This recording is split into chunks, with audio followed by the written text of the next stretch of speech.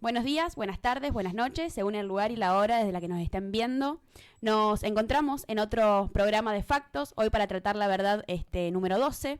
Nuevamente con invitada especial nos acompaña Nati Juárez, trabajadora social, docente, coordinadora del Instituto de Infancias de la Facultad de Derecho de la UNR. Así que bueno, un gusto Nati, ¿cómo andan todos? Buenas, ¿cómo andan? Hola Buenas, Nati, gracias por venir. ¿Cómo andan? Gracias por la ¿Cómo va? invitación. Buenas tardes, ¿cómo andan todos? O buenos días o buenas noches. Sí, depende, claro. Depende. No podemos decir. Depende del horario. Pero bueno, para nosotros buenas tardes, estamos grabando hoy a la Nosotros tarde. estamos a la tarde. Exactamente. Bueno, ¿cómo andan? Después de, nos tomamos un descansito, ¿no? Un break, Sí. post Porrini. Hicimos la verdad que la jornada de Porrini fue muy extensa, su contenido muy, muy complejo, con lo cual nos tuvimos que tomar un descanso porque habían quedado las cabezas un poco complicadas. Un poco No, sacudidas. y nos dedicamos también a un trabajo de edición. Hay que agradecerle a Facu, a Ceci y a Cachi, que nos ayudaron un montón en las ediciones que después se viralizaron por todos lados. La verdad, muy contentos. Sí, tuvieron buena repercusión. ¿Santi también? ¿No hizo un...? Sí, Santi Cachi. Santi. Ah, perdón. El Cachi. Perdón. Eh, Yo te conozco como Santi. Está muy bien, está muy bien. Así que nada, ellos tres nos ayudaron un montón, agradecerles acá en vivo. Y bueno, espero que nos sigan, Y a todos los que nos sigan editando. Sí, y a todos los que compartieron, me gustearon, Sí, comentaron. hubo mucho movimiento, realmente tuvo muchas vistas el video, a la gente le gustó y se compartió bastante, se compartió bastante por redes sociales, Twitter fundamentalmente.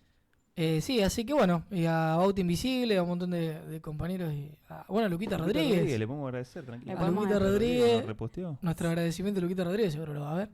Así que, bueno, nada, si les parece, ¿tenemos algo Arrancamos. más? Arrancamos con la verdad. Arrancamos con la verdad. Bien. Vamos, claro, Y te- bueno, y a partir de hoy, como una novedad, este programa comienza a contar con un auspiciante, que es El Cazador del Libro. Nosotros tratamos siempre de darle un contenido más o menos doctrinario a todo lo que decimos, o también generalmente los invitados tienen ese perfil. Entonces, bueno, El Cazador del Libro, que lo vamos a dejar, vamos a compartir el Instagram y demás, y nos ha entregado, y que se va a repetir de ahora en más, un libro. En este caso, y esperamos que en el resto de los casos también lo podamos hacer, vinculado con la temática de la verdad del día de hoy, que tiene un contenido vinculado a la niñez. Nos han dejado este libro, ahí está, El escándalo de la niñez, que lo vamos a estar sorteando, y la modalidad de sorteo va a ser la siguiente. Hay que reunir 3 requisitos. Uno es estar suscrito al canal de Mística TV en YouTube, seguir a la cuenta de factos.tv en Instagram y comentar abajo que están interesados en participar del sorteo de alguna forma. Factostv.oc, en realidad, Factostv.oc, ahí está. el Instagram. Manifestar su interés en participar del sorteo de alguna forma. Y a partir de ahí se va a hacer el sorteo, que lo comunicaremos en el programa Bien. que viene. Bueno, Y y luego vía se procederá a la Instagram entrega. también. Y vía Instagram, sí. Sí, Para que exactamente. quede. Pero bueno, le agradecemos al Cazador del Libro y a Carlos Bukovac, que es quien impulsa ese proyecto. La verdad que un gran proyecto, organizan muchas jornadas. Sí, y hacen un envía gran libros trabajo. a todo el país. Porque Envían libros a todo el nosotros- país y consiguen libros que son difíciles de conseguir en general. Sí, tiene un listado de libros muy, muy difíciles de conseguir. Y bueno, y siempre en las ferias trae algunos inéditos y algunos libros de dificultad para el encuentro, por lo menos en las librerías de Rosario. Sí, libros que ya no se editan Exactamente. y que bueno, que solamente se consiguen en la reventa. Bueno, ahí el Cazador del Libro los tiene. Perfecto. Exactamente. Así que bueno, pasamos el chivo y arranquemos con la verdad. Arrancamos. Proseguimos. Bueno, la verdad del día de hoy, la cual no va a hacer falta que la lea, dice que en la Nueva Argentina los únicos privilegiados son los niños. Así que, bueno, como siempre tenemos el ejercicio, ¿no?, de marcar algunos conceptos que nos resulten... Sí, en este caso, bueno, vamos a poder marcar poquitos, pero vuelve a repetirse en esto de la Nueva Argentina. La Nueva Nosotros ya lo Argentina. habíamos tratado una verdad, en la verdad número 5, así que vuelve, digamos, a surgir esta noción de refundación, ¿no? Exacto. Que un poco también cuando discutíamos esa verdad, hablábamos de lo que significaba este intento de refundación de Milei, y como que bueno, cada vez que viene un gobierno nuevo, de alguna manera, intenta refundar el país. Pero bueno, podríamos decir que el peronismo de alguna manera sí lo hizo, que Perón sí lo logró, porque hizo una transformación que duró muchísimos años. Así que nada, esta primera parte, digamos, creo que la tenemos más trabajada en la verdad número 5. Creo que no vale la pena volver a repetirlo. Pero sí me parece importante hablar de esta noción de los privilegios y de a quién se dirige eso, ¿no? Perdón, una cosita sobre lo que decía de la Nueva Argentina. La tratamos mucho en la verdad 5 y creo que la vamos a tratar también en la verdad 13, porque creo que en esto que vos decís, de que por qué en cierta forma el peronismo logró efectivamente constituir una Nueva Argentina o un modelo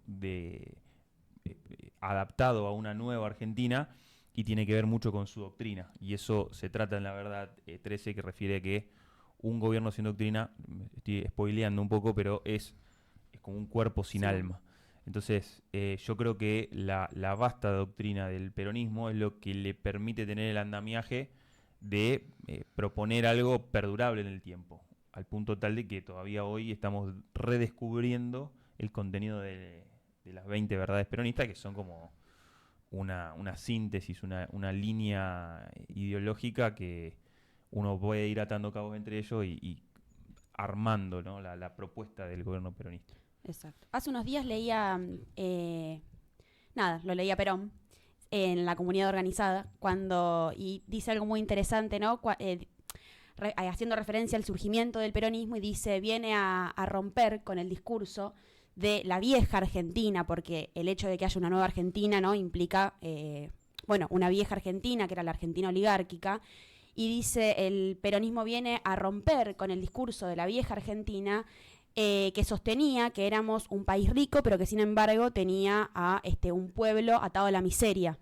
Entonces creo que es como un buen puntapié, ¿no?, como para señalar algunos disparadores, y el discurso de Perón, que siempre era tan claro, ¿no?, y que llegó siempre tan bien al pueblo trabajador.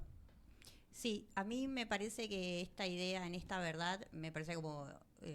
porque uno podría pensar por qué está ahí en 3 verdades, nomás está esta idea de la Nueva Argentina, y es bueno situarla, que por qué es la importancia de que esté en esta verdad. Uno, me parece que lo que dice Vicky está bueno, porque además uno hace siempre el ejercicio imaginativo. ¿No les pasa a ustedes que se imaginan esas verdades con la voz de Perón o la voz de Evita? Sí. Y cobra como más fuerza incluso esa verdad, porque le da otra contundencia, le da otra pasión, otra mística. Y yo siempre hago ese ejercicio, y en esta verdad me parece que en principio va dirigido a esta oligarquía que además enmarcada en la verdad completa, dirigida hacia los niños, es muy fuerte, porque la niñez en ese momento estaba trabajada desde la oligarquía en formato de caridad. Entonces, esta idea de nueva Argentina como discurso hacia la oligarquía rompe con esa idea de caridad e instala otra visión con respecto a la verdad completa. Entonces, en ese sentido me parece que no es menor, que además está con mayúscula, en esta nueva Argentina, subrayado, los únicos privilegiados son los niños, en función de un discurso que también va hacia otros y que instala cierta memoria también en el pueblo, que es un poco lo que las verdades también nos vienen trayendo, instalar memoria. Así que en ese sentido me parece súper interesante que esté dentro de esa verdad. Y es una verdad interesante también para trabajar desde el punto de vista de Evita, que fue una gran protagonista en todo lo vinculado, ¿no?, a las políticas justamente para priorizar la niñez, y describe en La razón de mi vida una niñez puntual la que ella quiere cuidar, que es justamente una que se diferencia muy bien de la que hacían las damas de la beneficencia. Entonces, en este sentido, aporta cuestiones muy interesantes, ¿no? Una vinculada dice algo así como, si lo único que tenemos es el presente y el futuro es hacia dónde vamos, lo más importante que tenemos entonces es la niñez. Uh-huh. Y Perón a eso le suma que los niños de hoy son los trabajadores de mañana. Y si queremos una patria próspera y una patria con hombres realizados, que se realizan en conjunto, la única manera de que eso suceda y que además sean hombres que sepan vivir en paz y que sepan vivir en fe, es que hayan tenido una niñez próspera, una niñez cuidada, con todas las necesidades cubiertas, pero más allá de las necesidades también cuestiones vinculadas a la diversión, al ocio, al juego, y el peronismo se encargó mucho de eso más que nada, ¿no? Durante su primer mandato.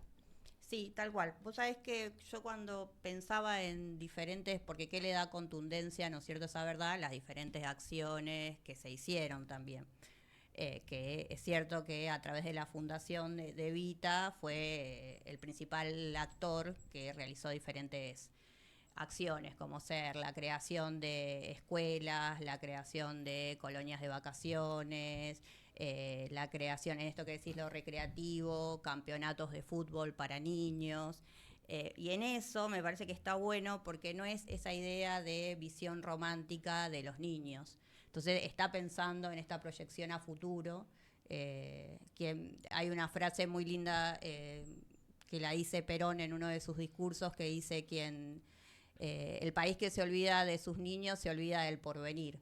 Y en eso tiene que ver con pensar en esto, que es una proyección a futuro, una construcción a futuro, una Argentina trabajadora, de una Argentina que es feliz también por esto que mencionas en relación a lo recreativo y demás. No solo es escuela-taller, no solo es, la ciudad de los niños como una acción impresionante que se construyó, donde ahí es interesante porque además trae la idea de privilegio, ahí se ve en una acción concreta, pero también la idea de propiedad.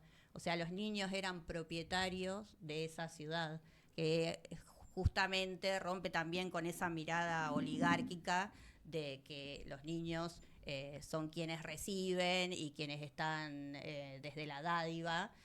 Si uno recorre diferentes lugares, no sé si tuvieron la oportunidad de ir a ver el Museo de Evita, que fue un hogar, ese lugar, o el despacho, donde está en el CCK, donde Evita hacía muchas acciones con respecto a la fundación. Hay objetos específicos que eran bicicletas, está el hogar montado, la cocina, y uno ve y son todos servicios de alta calidad, donde además hoy en día se conservan en excelente estado. O sea, en ese momento también había una inversión con respecto a eso, que tiene que ver un poco. Yo estaba repasando el primer discurso de Perón, antes de asumir, y él habla además de pensar la idea de justicia social en el peronismo, que muchas veces nos olvidamos que él menciona la justicia redistributiva, que es algo, me parece, fundamental a construir y reconstruir, y que justamente en esta idea de acciones directas a pensar en los privilegios hacia los niños, tiene que ver con eso, pensar en una justicia redistributiva.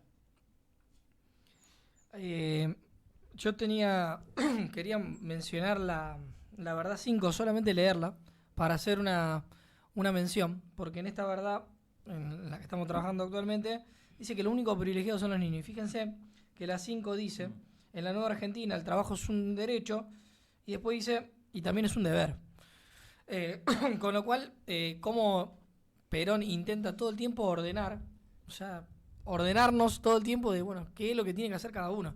O sea, vos vas a estar trabajando, es un derecho, obviamente, pero lo vas a hacer también porque es tu deber y lo vas a hacer en pos de otros. O sea, hay alguien que va a recibir ese fruto, va a ser un privilegiado y no va a ser otro, no va a ser un igual, digamos, sino va a ser un niño. O sea, no va a ser una persona que porque vos tenés el deber de trabajar. Entonces, nada, me parecía lindo volver a vincularlo con esa. Sí, además habla de un niño que es hijo de un trabajador. No es el niño, es un niño situado, pensado en un trabajador, hijo de una clase trabajadora, que fíjense que en ese contexto hasta quizás había padres que eran analfabetos, que no habían accedido a la educación, y en esta nueva Argentina que se propone ya estamos pensando en la idea de educación, en la idea de formación desde este sujeto niño. Exacto. Sí, a mí lo que me llama la atención en esta lógica de la búsqueda de la igualdad a la cual siempre tiende, ¿no?, a la justicia social y demás, ¿por qué? Yo me planteo a mí mismo, digo, ¿por qué se pone a los niños en una situación de privilegio? ¿Por qué debiera colocárselo en una situación de privilegio? Yo tengo alguna respuesta, quizá algunos de ustedes tengan otras. Yo creo que se identifica al niño, o a los niños, o al conjunto de los niños, como un sector de la población que necesita de una cierta tutela especial de sus derechos. Siempre uno entra en esta lógica de decir si, como decía recién Nati, digamos, si los niños se valen por sí mismos, en qué nivel, bueno, ella en su tarea le debe ocurrir recurrentemente, cómo de manera progresiva van ganando autonomía y son quienes hacen valer sus propios derechos, y en qué medida esa tutela, por una pretensión tutelar, avasalla esos mismos derechos que en cierto momento pretende defender o proteger o custodiar. No sé si se entiende lo que quiero decir, pero hay como una pequeña, o por lo menos yo cuando me lo planteo veo una contradicción, y de hecho yo no me dedico al derecho de familia en particular, pero sí he tenido posibilidad de participar en algunos casos donde realmente es muy complejo entender qué es lo mejor para un niño en una situación concreta y puntual de vulnerabilidad, ¿no? No en abstracto, sino un niño que está en una situación puntual de vulnerabilidad, ¿no? Que está pasando, no sé, en su familia sufre, no sé, violencia o agresión de distintos tipos. Entonces, ¿en qué medida o cuáles son los criterios o los parámetros para abordar esa situación, tutelar los derechos de ese niño sin avasallarlos por el hecho de querer tutelarlos? Es como que es una sábana corta donde a veces es difícil. Y la conclusión realmente es que estamos tratando un tema de suma delicadeza y que requiere una atención tremendamente especial. Justamente por lo que representa la infancia, vinculado, al menos como yo lo veo, a cierta candidez, nobleza, donde generalmente un niño no... Bueno, tengo algunas citas que me parecieron interesantes, por ejemplo, del Papa Francisco, que dice: los niños no son diplomáticos, dicen lo que sienten, dicen lo que ven directamente, y muchas veces ponen en dificultad a los padres o ponen en dificultad a los adultos, y representando a los padres a todo aquel que quiera paternarlo, queriéndole marcar un camino, y cuando el niño en realidad por ahí lo resuelve de una manera más sencilla. Y la verdad que también se me venía a la mente esta frase bíblica, ¿no? que dice Jesús respecto de la posibilidad de generar escándalo en los niños, seguramente siendo de lo más categórico en toda su prédica, refiriéndose de hay de aquellos que se atrevan a escandalizar a uno de estos pequeños. Entonces son todas referencias que me hacen pensar o me hacen concluir que existe una situación de cierta, no sé si vulnerabilidad es la palabra que mejor lo describe, sino cierta fragilidad que tiene que ser abordada de una manera... Bueno, recién Nati lo decía, yo ahí quizá probablemente sean etimologías distintas a la que aspiremos, pero yo creo que vos decías recién el tema de la caridad, del acompañamiento de la infancia desde la lógica de la caridad. Yo creo, o por lo menos como yo concibo la caridad, tiene que ver fundamentalmente con el amor. En realidad la etimología de la palabra del latín significa de hecho amor.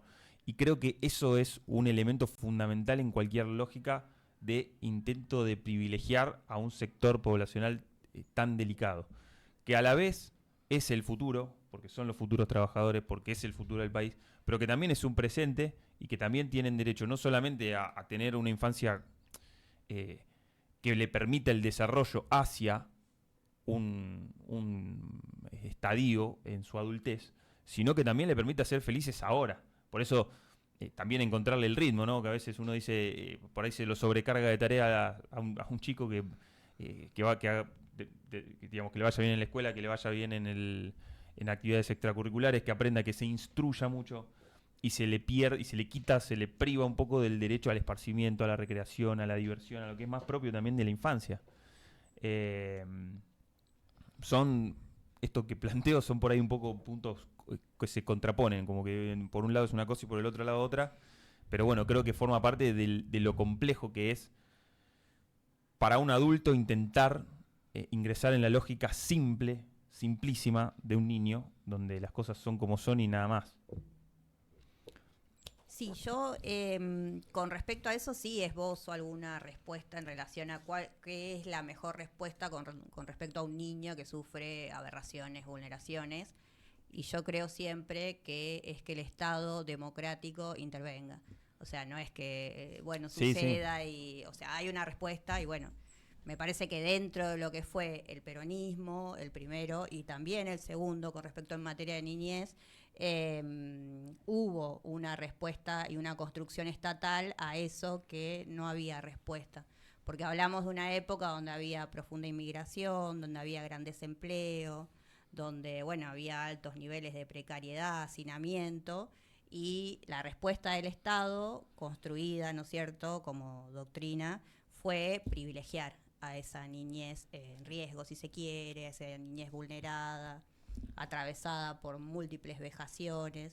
Entonces, bueno, la respuesta para mí es siempre una intervención estatal, democrática además, y después podés construir diferentes respuestas también según las situaciones, o sea, tampoco es que hay una respuesta dada, no todo es lo mismo, un niño que no accede a una vivienda no es lo mismo a un niño que sufre un abuso sexual, por ejemplo. Entonces vas metiéndote en diferentes complejidades que es necesario pensar y no tirar desde una lógica, por eso es una respuesta estatal, por eso lo bajo a lo subo a ese nivel, porque a partir de ahí pensás una política pública.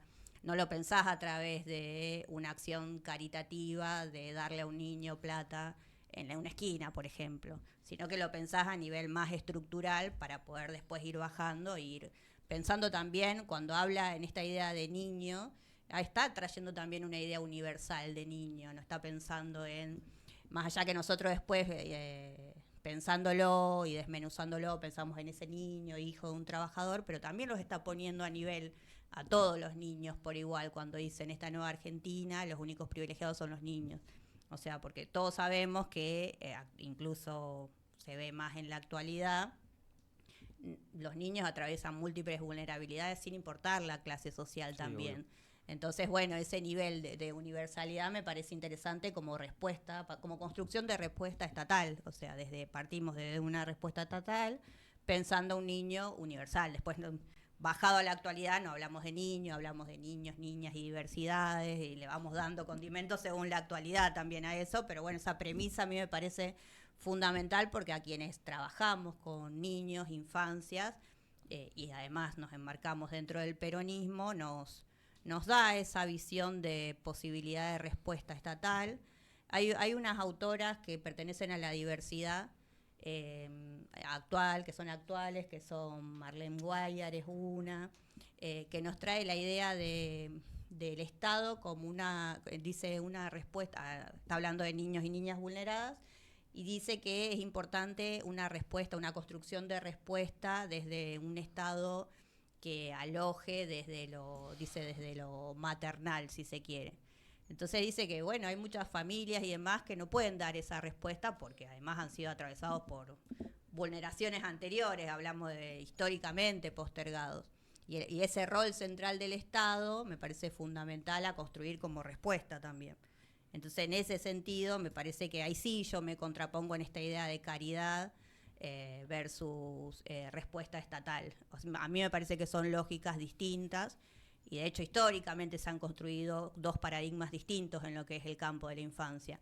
Una que tiene que ver con esta caridad que está más ligado a lo privado o a una idea de dádiva, y otra que tiene que ver con una respuesta estatal signando a los niños como sujetos y sujetas de derecho. Entonces esa es la división. Que coexisten, no significa que se contrapongan o que haya que pelearse además. No, seguro. Pero que si no, el Estado sí tiene que tener ese rol. Después pueden surgir organizaciones no gubernamentales que acompañen y demás, pero no pueden tener el privilegio de dar las respuestas a esas niñeces vulnerables, sino que tiene que haber una universalidad para que todos los niños accedan. O sea, porque si no el campo de acción se va disminuyendo y va siendo muy arbitrario también. Incluso, si me permiten, me parece esta cuestión del privilegio, que de alguna manera lo vinculo con la carga, porque en la anterior verdad, o sea, había un deber, había algo que hacer, y en la verdad número 5 me refiero, Y ahora con esta 12, el único privilegiado es el niño. Si bueno, la carga está toda la sociedad en favor de ese niño. Y si lo llevamos directamente al ejemplo práctico, o sea, al niño más vulnerado de todo, que era el niño que por algún motivo había que sacarlo de su centro familiar, o porque directamente no existía, o porque de alguna manera no podía estar con su núcleo familiar de origen, se le pensó hasta un privilegio estético, decir, che, Ciudad Vita va a ser lo más lindo de todo, o sea, donde más plata vamos a poner, donde las cortinas más caras van a estar.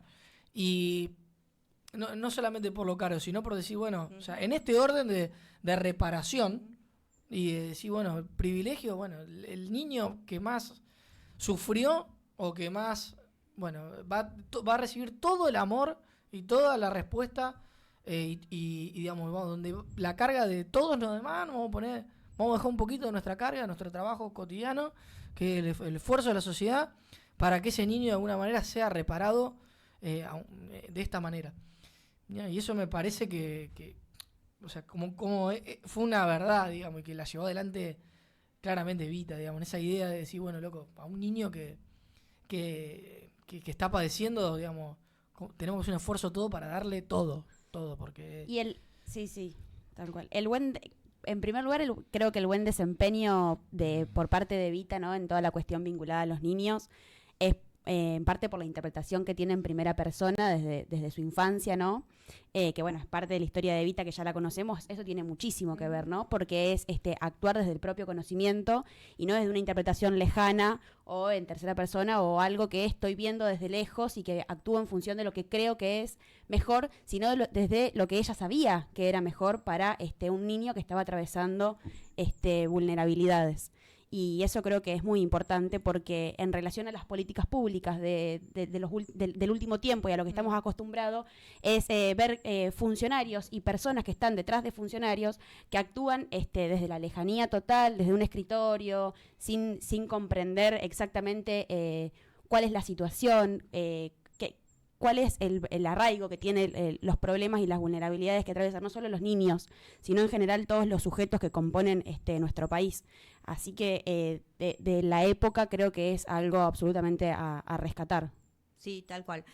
Yo quería volver a la idea que trajo Pablo de reparación. Vos sabés que me resulta re interesante porque además no lo había pensado nunca en esos términos, así que gracias, lo voy a sumar también.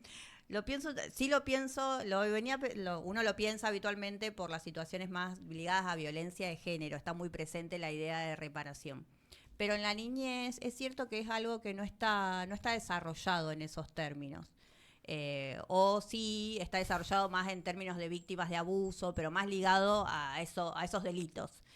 Pero acá hablamos de otro tipo de reparación, más en relación a lo coyuntural, a lo contextual, a lo vivido, a las condiciones, la suerte. Claro. Se murieron tus a la padres en un inequidad. accidente y Sí, porque de hecho había no tenés muchos... padres que te críen, digamos, que es una cosa, capaz Sí, que eso sí. ahí no pasó nada más, o sea, sí pasó alguna tragedia, digamos, Claro. pero digo, no... Sí, es una circunstancia de la vida que Uh-huh. hizo que vos estés en otra condición. Entonces me resulta interesante en esta idea de pensar la reparación también en la niñez, no solo porque muchas veces se cree que la reparación es simbólica, que ese niño o niña asista a un espacio terapéutico y demás, y acá durante el peronismo hubo una reparación también material a esa inequidad, a esa desigualdad. Entonces me resulta súper interesante pensarlo en esos términos y poder reconstruir desde ahí también las acciones que se hicieron. Porque acá sin ir más lejos, hubo un hogar-escuela, el hogar-escuela de Baigorria, que fue un hogar que se desarrolló, que se hizo es un predio hermoso, ahora está muy devenido abajo desde hace mucho tiempo acá en Baigorria, pero en sus apogeos uno ve las imágenes y era un predio bellísimo, un parque, adentro tenía una cocina centralizada, espacios amplios, las habitaciones eran individuales, que no es menor, tampoco siempre se piensa en esos lugares tradicionales de niños con 20 camas, tipo ejército, en este caso había una singularidad. Sí, campamento permanente. Esa era la lógica, rompe también esa lógica las instituciones que fueron creadas. Y en esta idea de reparación, los espacios que se crearon, los hogares escuelas, la ciudad de los niños, los campos deportivos, tienen esa idea, me parece, de reparación en relación a poder brindar, y además porque para transitar otro tipo de vida es necesaria condiciones materiales también para transitarla. Me parece esa lógica está muy presente siempre en el peronismo.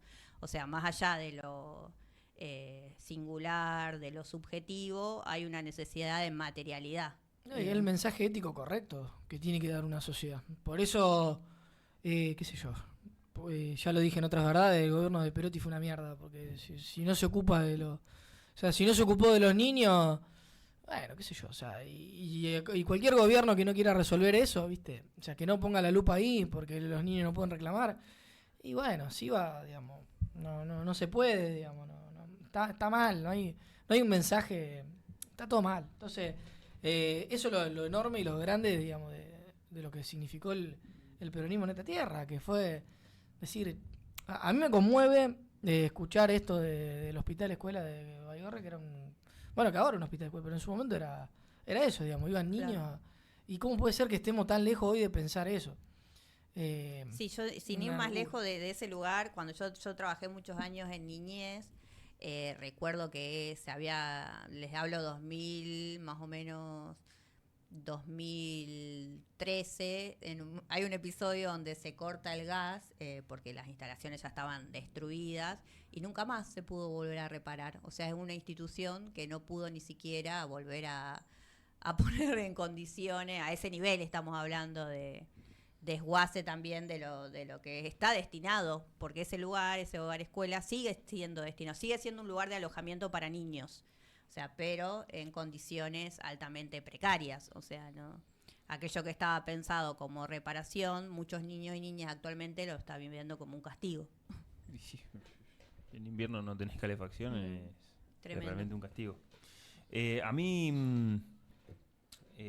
bueno, naturalmente que estamos en el marco de una doctrina política y naturalmente que la política se ejerce seguramente a través del Estado y creo que es fundamental todo esto, pero me gustaría incluir también un concepto que creo que es la primera línea de trato cotidiano, naturalmente que desde el Estado se pueden también hacer un montón de cosas para asistir a eso, ese núcleo que es en definitiva la familia, que es el primer espacio, digamos, donde un niño, en términos, digamos, lineales o no de una situación de base, digamos, compleja como la que planteabas vos, que eso puede ocurrir, pero en principio tiene un padre, tiene una madre, tiene un hermano, tiene un núcleo familiar. Entonces la importancia de también darle valor a ese primer núcleo familiar, que es donde en definitiva se van a formar, se van a educar y de qué manera asistir también a los padres que están en una situación de vulnerabilidad para que también puedan ellos, porque es cierto que la respuesta estatal va a aparecer cuando aparezca, necesariamente tiene que estar cuando ocurra una situación de vulnerabilidad, pero también es bueno que esa situación de vulnerabilidad no llegue a ocurrir. Es decir, generar los resortes de prevención suficientes para evitar que un niño llegue a quedar colocado en una situación de vulnerabilidad que yo creo que en el 99,99% de los casos procede de una vulnerabilidad de un contexto familiar. No solamente por lo económico, porque las situaciones de violencia por ejemplo, o de abusos no atraviesan solamente a las familias que tienen situaciones de vulnerabilidad económica, sino que atraviesan a todo. Entonces, en esta lógica del privilegio, yo creo que es fundamental de qué manera se asiste, se contiene y se protege. También por eso esta verdad está insertada en el concierto de las 20 verdades, donde se aspira a que la clase trabajadora prospere, a que el padre pueda trabajar, digamos, a que se dé padre, la madre, lo que sea, se dé un contexto favorable para el desarrollo de los niños. Naturalmente que en situaciones de vulnerabilidad el Estado va a aparecer, pero como un aspiracional seguramente, favorecer que ese primer núcleo y el contacto directo y el primer contacto directo esté imbuido en esta lógica también del privilegio, es decir, nosotros lo vamos a privilegiar. Ahí también incluso hay políticas estatales indirectas, qué sé yo, la AUH, por ejemplo. No me gusta decirle AUH, porque Macri le empezó a decir AUH. Antes era la asignación universal por hijos. Asignación universal. Viste, Macri le empezó a decir AUH y ahora todos le decimos AUH. Aparte, AUH parece raro. Es más, Sí, parece... es re raro. Parece como, incluso feo, una cosa peyorativa como aguacho, como algo que se le da a los pibes que son guachos, que no tienen padres. No, la asignación universal por hijo, una buena política, como tantas otras, ¿no? Pero nada, quería introducir el concepto de la familia porque me parece que es el núcleo básico de la sociedad, digamos, el primer espacio de sociabilización de cualquier persona es su familia. Un niño que tiene una familia que lo contiene, que lo protege, que lo ama, difícilmente puedan entrar en una situación o caer en una situación de vulnerabilidad. Sí, tal cual. Vos sabés que yo cuando veníamos hablando pensaba también en el contexto en el que esa verdad fue también creada, y es en ese contexto, es de pensar en una familia trabajadora o que próximamente está incluida en el ámbito del trabajo, con garantías laborales, con el derecho a huelga. Se inscribe dentro, me parece que esa idea de privilegio de niño se inscribe dentro de esta nueva Argentina, que es Claro. Argentina, no estamos pensando en otro tipo de sociedad. Además, cuando vos venías relatando esto, me traía de la mano también que estas acciones que fuimos nombrando en relación a las escuelas, los torneos y demás, vienen de la mano de acciones con respecto a la salud. Entonces, no es menor que durante ese periodo había, yo no me recuerdo bien los números, pero había 100 aviones ambulatorios que estaban en contacto con las maternidades de todo el país para asistir, para trabajar urgencias y demás. Y, o sea, es una mirada integral, me parece. Piensa ese niño en un marco integral de contención. Es, por un lado, trabajo a los padres, con el niño con posibilidad de formarse, de alfabetizarse, de proyectarse a futuro. A la vez, si surge un imprevisto de algún tipo de salud, la posibilidad de el Estado dar respuesta a eso. A la vez, pensar en lo recreativo como instancias donde el niño puede disfrutar y demás, pero además las colonias de vacaciones estaban pensadas no solo para el niño, sino para los grupos familiares, hijos de trabajadores, madres solas y demás. Entonces me parece que esa idea de privilegio, con una mirada focalizada hacia el niño, está armada alrededor de una red de contención donde hay un montón de otros derechos que asisten también a los adultos y demás. Es en ese marco, me parece que está bueno también esa verdad. Uh-huh. Hay también, voy a sacar un tema, me voy, no sé si alguien quiere decir más de esta cuestión en general, pero hay una cuestión o alguna idea que está dando vueltas también, que tiene que ver con cierta mirada de criminalización de los niños vulnerables, o como yo creo una respuesta estatal a veces deficiente. Estamos hablando ya, no sé si niños, ya me estoy adentrando en la adolescencia, pero digamos, a los efectos de... A la baja de imputabilidad. A la baja imputabilidad, pero digo, a los efectos de la Convención Internacional de los Derechos del Niño hasta los 18 años, con lo cual... y ese me parece también un tema complejo, verdaderamente, porque la respuesta punitiva del Estado frente a un niño que comete un delito, de qué manera se lo procesa, de qué manera se transita ese proceso, cuáles son los derechos, cuáles son las garantías y cuál es la respuesta estatal final, que en definitiva será una condena, aplicando una pena que en nuestro país, reclusión ya no está más, prisión, multa no le van a cobrar, inhabilitación, no ejerce ninguna tarea profesional, va a ser la prisión, digamos, ¿no? O sea, va a ser una pena privativa de la libertad, que ya es una respuesta punitiva de dudosa eficacia en cuanto a la reinserción social en adultos. La institucionalización, porque no, en definitiva no termina siendo una pena en una cárcel normal, pero sí la institucionalización de un niño que comete un delito, ¿en qué medida contribuye eso, en qué medida responde eso a una lógica de privilegio.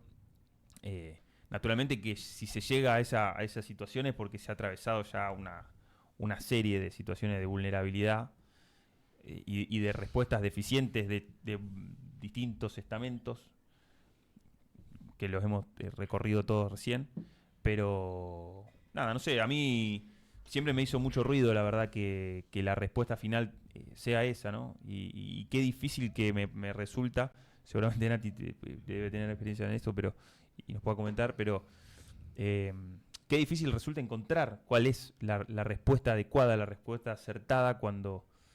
Bueno, a mí siempre se me viene la misma reflexión final. Yo creo que un niño que está en esa situación, lo que le ha faltado es amor en alguna instancia, y creo que la mejor respuesta es esa. El tema es cómo se llega a eso, ¿no? No sé, la verdad que me resulta complejo. A mí lo que me parece más terrible es que se hable tanto del castigo y no de los motivos, cuando sabemos que hoy en día en Argentina hay 6 de cada 10 chicos se van a dormir sin comer. Entonces, en tanto no hablemos de los motivos, de la génesis del conflicto y cómo solucionar en primer lugar eso, que es lo que pone a un niño, a un adolescente, a un joven en una situación de, en este caso, delincuencia. Y la verdad que hablar de los castigos posteriores no tendría mucho sentido, en tanto se va a seguir repitiendo y perpetuando en el tiempo. Sí, tal cual. O sea, no la premura no debería ser la criminalización del adolescente, sino las condiciones de existencia de los niños, niñas y adolescentes. Además, lo primero me parece que hay que decir con respecto a esa respuesta punitiva es que es mentira, que es falaz.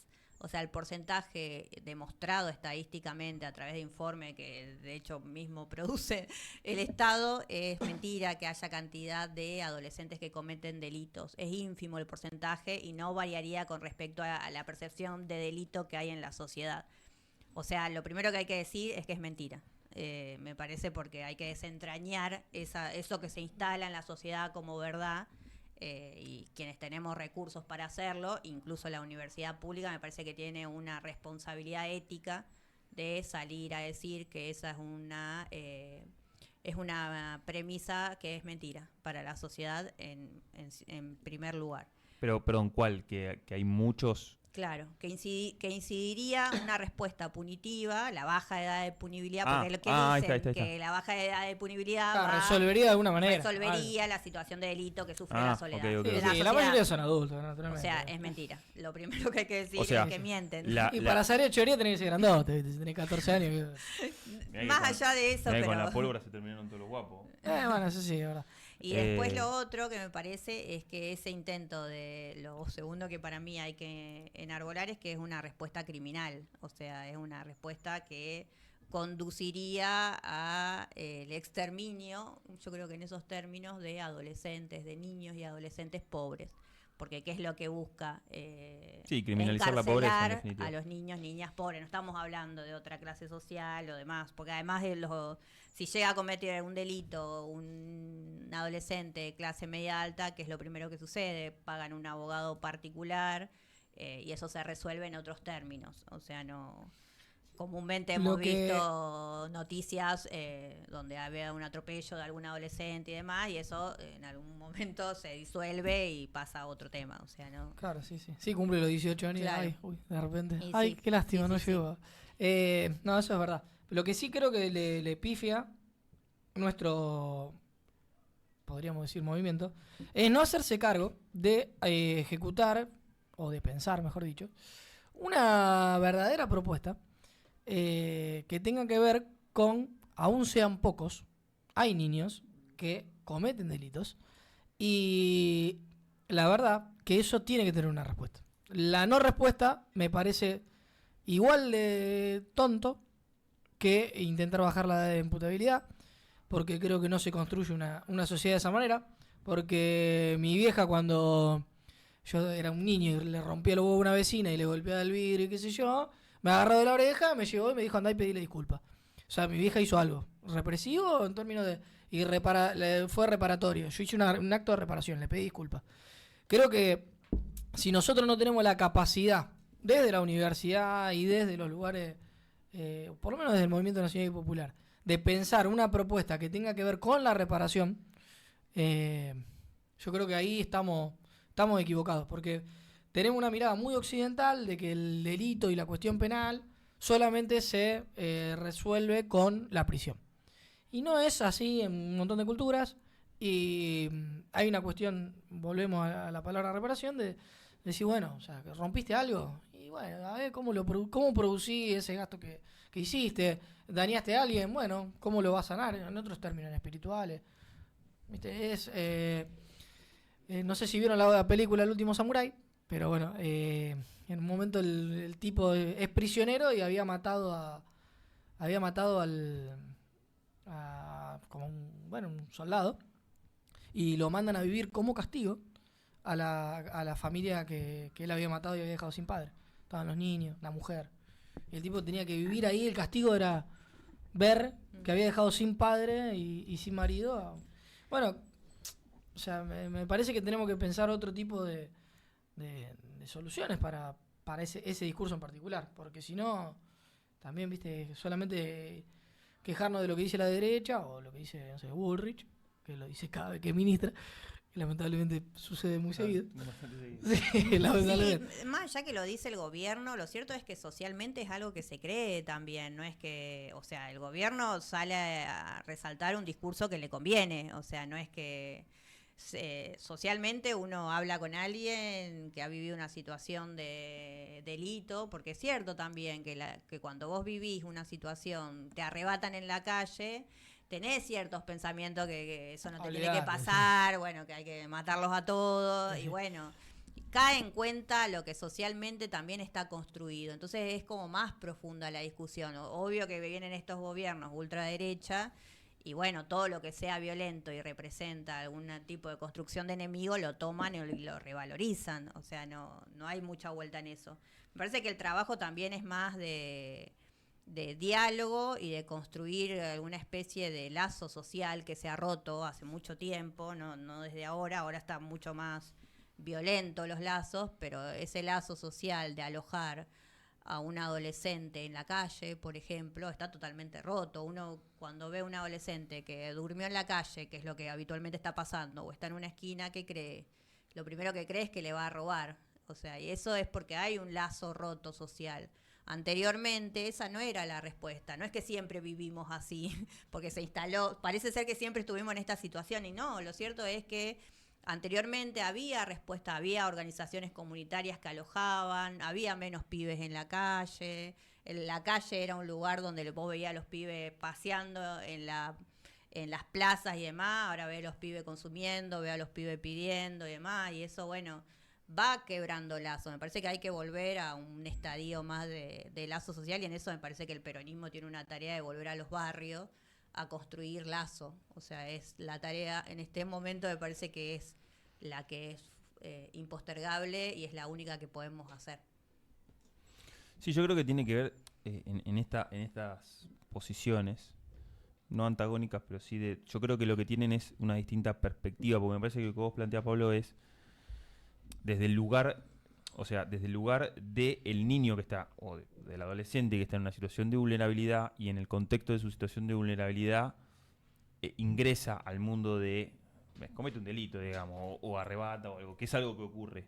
Después está la mirada social, que creo que tiene otra perspectiva, de que es qué incidencia tiene ese adolescente que en situación de vulnerabilidad ingresa al mundo del delito en el concierto de la seguridad pública en general. Creo que son dos miradas distintas, por eso a veces las respuestas también tienen que ver desde qué perspectiva se las aborda. Naturalmente que si la perspectiva es desde cómo combatimos el delito y una lógica punitivista, que comete un delito un anciano de 80 años que se roba una manzana de un supermercado, y metámoslo preso. Y si lo podemos pegar con una cachiporra, le pegamos también, porque la lógica punitivista te va a llevar a eso cuando vos tenés una mirada. Pero independientemente de cómo se resuelve la cuestión de la seguridad o cómo se resuelve la cuestión del delito, está esa otra perspectiva de cómo se resuelve la situación particular de ese adolescente. que coyunturalmente entró en una situación de delito. Por eso me parece que entiendo que lo que vos planteabas es una mirada desde ese lugar, desde cómo hacemos integralmente para resolver esa situación.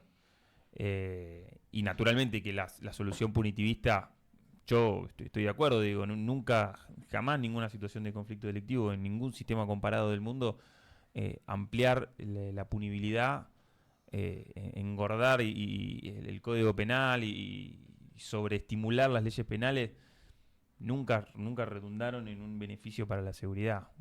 Todo lo contrario, siempre vino de la mano de la educación, de la mano del progreso, de la mano de la prosperidad en términos económicos, en términos culturales de una sociedad. O sea, siempre tiene más que ver con eso que con lo otro. Pero sí, sin duda que en una lógica simplista, medio fantinesca, se dice, y si bajemos la edad de la imputabilidad, che, me robaron por la calle. Ah, ¿y cuánto? Y lo detuvieron. ¿Y qué era un menor? Sí. Y entonces hay que bajar la edad de imputabilidad. Es la lógica lineal básica de alguien que no se dedica.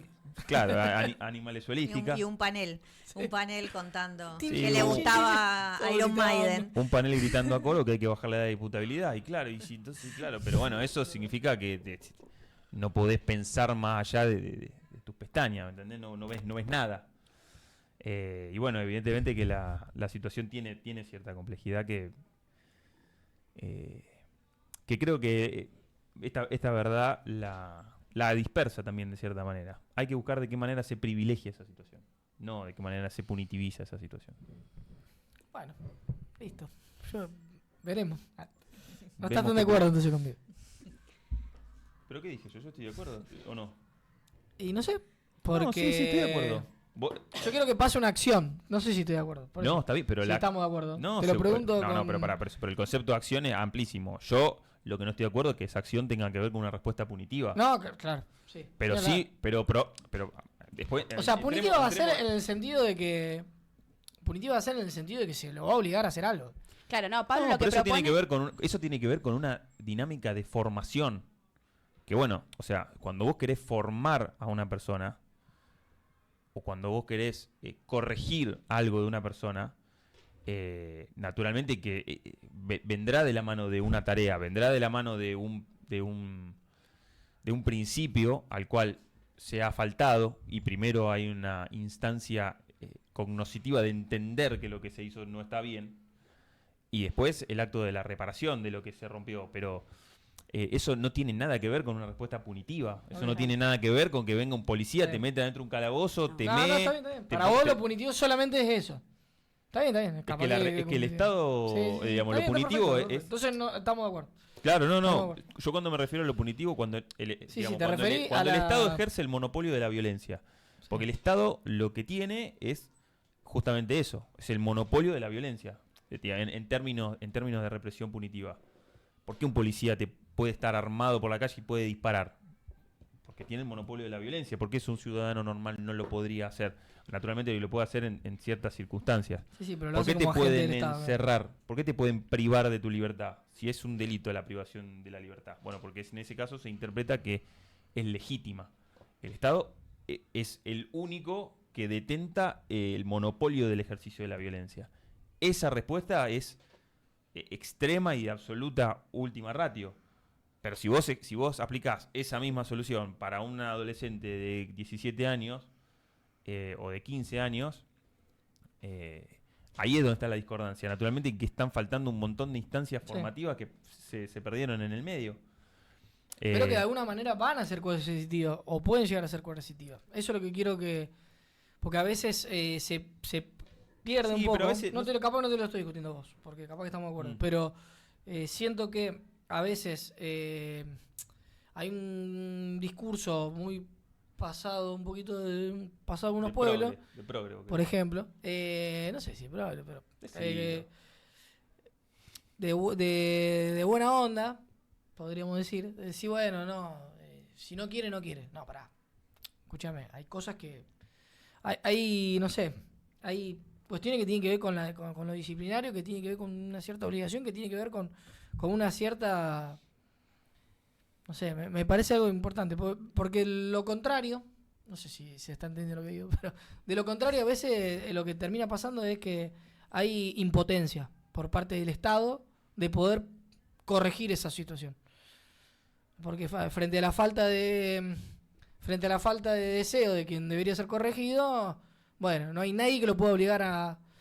Y yo en eso, en mi experiencia, digamos, en estos últimos años, me di cuenta que es una concepción y un paradigma que está muy presente en la universidad y que es fatal, en mi opinión. Que es un paradigma muy, muy laxo, por demás. En donde a veces necesita un poco de alguien que tenga realmente la orden de, en última instancia, sí, será la última, pero en última instancia tiene que estar presente esa tirada de oreja. Y bueno, y eso, no sé, es difícil obviamente de hacer, pero bueno, Sí, como hice un descargo, ¿no?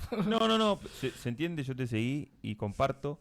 Y en esta lógica de instancias que venimos desarrollando, hay una instancia que no mencionamos, que ahora que vos lo mencionás me parece fundamental, que es la escuela.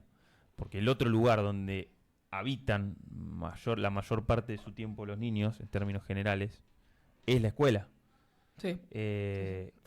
Y también ocurre, y suele pasar, de que a veces es difícil cómo abordar desde la institución escolar las situaciones de vulnerabilidad.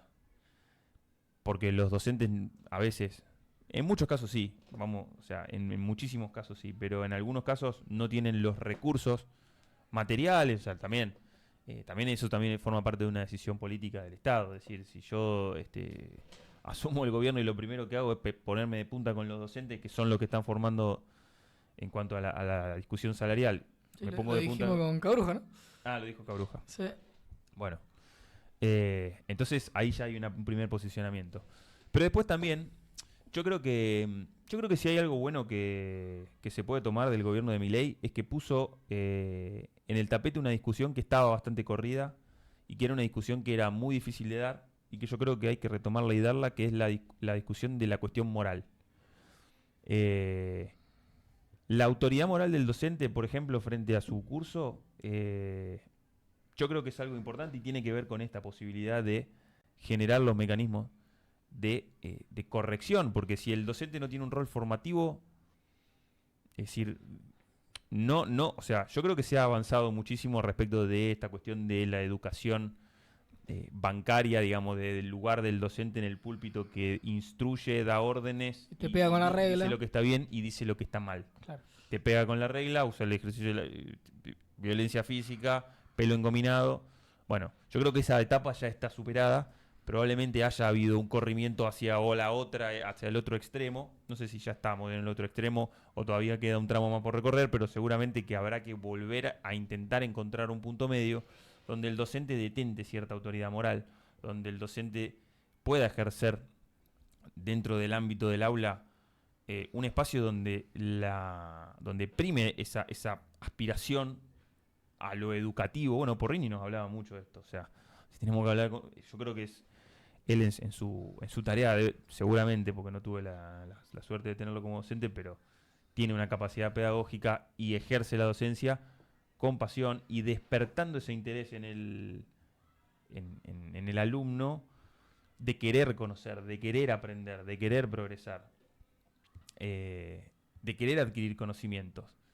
Y que la escuela represente eso. La instancia educativa es una instancia fundamental en la parte formativa de los niños. Dale para adelante. No, hay como algunas cuestiones que quería mencionar. En primer lugar, el debate que introduce Pablo, ¿no? Respecto a de alguna manera como el marco de acción que debería tener el Estado frente a la acción delictiva de un joven. Yo considero que tiene que existir, no lo dudo. Ahora, un Estado no puede castigar a un joven cuando no le está garantizando sus derechos básicos, que son salud, educación, entre otros. Eso, por un lado, o sea, me parece fundamental. Y la verdad, cuando posiciona al niño como el sujeto privilegiado, está hablando en realidad de una acción, de una actividad profundamente preventiva. O sea, que respeta todas las instituciones que venimos nombrando a fin de evitar esta última situación que veníamos mencionando, ¿no? De los jóvenes vinculados al mundo delictivo. Que tiene que haber un marco de acción, sin dudas, pero no creo que deba de ninguna manera como estructurar ningún eje de discusión cuál es el castigo que se le aplica a un menor de edad cuando los números indican que no movería demasiado, ¿no? Los porcentajes que... No, pero por eso. Pero vos lo estás leyendo desde la perspectiva de cómo incide en la seguridad pública la baja de la edad de Yo diputabilidad. estoy diciendo, si hay uno, con uno hay que pensar qué hacer. Y es lo que te estoy diciendo, coincido completamente. Coincido, pero no creo que tenga que ser lo que estructure el debate. ¿Se entiende? Pero, creo que hay cuestiones muchísimo más relevantes. No hay que debatirlo. Sí, bueno. hay que debatirlo, pero no puede ser o sea, no podemos estructurar el debate en función del castigo que va a recibir un joven, sino que tiene que estar estructurado en función de las condiciones simbólicas y materiales que están recibiendo nuestros niños, nuestros jóvenes, hoy en día en nuestro país, para que eso ocurra. Sí, yo estoy de acuerdo con Vicky. Además, se armó una grieta si acá. nos ponemos... Terrible. Hay una mesa por medio. Lo que pasa es que yo no creo... Permitime que había pedido la palabra. Perdón. Sin ir más lejos, yo pensaba, mientras estábamos discutiendo de esto, pensaba, ¿por qué, cómo nos instalan también los temas? Porque ¿por qué durante nuestros gobiernos esto no fue un tema estructural a discutir? Y sí, ¿por qué la derecha lo instala como un tema estructural a discutir? O sea, es también a pensar en qué contextos surgen determinados discursos y qué discusiones se los instalan y qué herramientas tenemos nosotros, más allá de los sentimientos, de las opiniones particulares, hay datos concretos. Si querés lo público, tenés datos de lo público. Si te vas a lo privado, si te vas a UNICEF, revalidan también que el 67,7% de los niños en Argentina no garantizan las comidas, todas las 4 comidas diarias que deben tener. Entonces me parece que también es cierto, hay jóvenes, adolescentes que cometen delitos y que son jóvenes que están marcados por la pobreza. Me parece que hay que, más que instalar una respuesta punitiva, hay que dotarse de conocimiento para sostener también determinadas respuestas, determinados discursos, determinadas formas de construir y de saber también, porque no sé si alguna vez han ido o si yo trabajo principalmente con personas que cometen delitos y la cuestión racial es una cuestión que está muy presente. Y alguien acá habló de que estamos hablando de adolescentes negros, pobres, que en su mayoría son varones, que no han asistido a la escuela. Estamos hablando de la escuela también como una institución tradicional y estamos hablando de adolescentes que hace años dejaron de transitar instituciones tradicionales como la familia, la escuela, los centros de salud y demás. O sea, me parece que caracterizar y contextualizar también de lo que estamos hablando, porque si no estamos esbozando así como respuestas que nos conducen por ahí a estas opiniones enfrentadas y demás, pero sin solvencia también, que es algo que me parece que está bueno para construir un plan serio, ¿no es cierto?, con respecto a qué pensamos, con respecto a cuando un adolescente comete un delito. Bueno, tenemos esta caracterización, son adolescentes que son pobres, que ninguno ha asistido a la escuela hace años, los adolescentes varones, históricamente de los 12 años, no se hacen más controles médicos. O sea, eso es un emergente y un detonante a evaluar. Y bueno, entonces, ¿qué plan integral se puede construir para aquel adolescente que cometió un delito?